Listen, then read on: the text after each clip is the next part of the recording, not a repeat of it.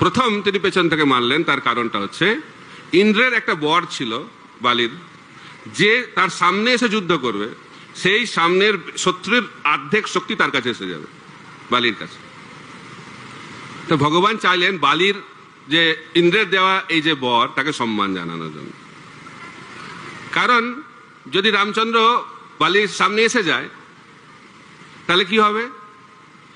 রামচন্দ্রের অর্ধেক শক্তি এসে যাবে, যদিও এটা কার্যকরী নয়, কিন্তু আপাত দৃষ্টিতে তো রামচন্দ্র হচ্ছেন পরম পুরুষোত্তম ভগবান, অসীম শক্তির আধার।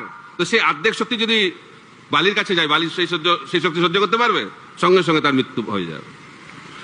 তাই রামচন্দ্র ভগবান চাইলেন না তার এই অপমৃত্যু হোক, আর ইন্দ্রের যে আশীর্বাদ, যে বর, তার সম্মান দেওয়া হোক।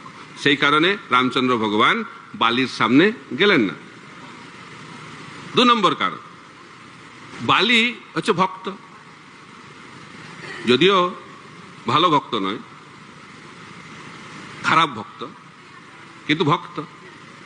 তো রামচন্দ্র ভাবলেন যদি আমি তার সামনে যাই আর বালি যদি আমার চরণে আত্মসমর্পণ করে তাহলে তো আমি তাকে হত্যা করতে পারবো না।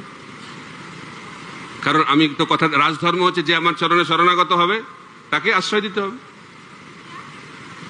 তাহলে কিন্তু তাকে হত্যা করা অবশ্য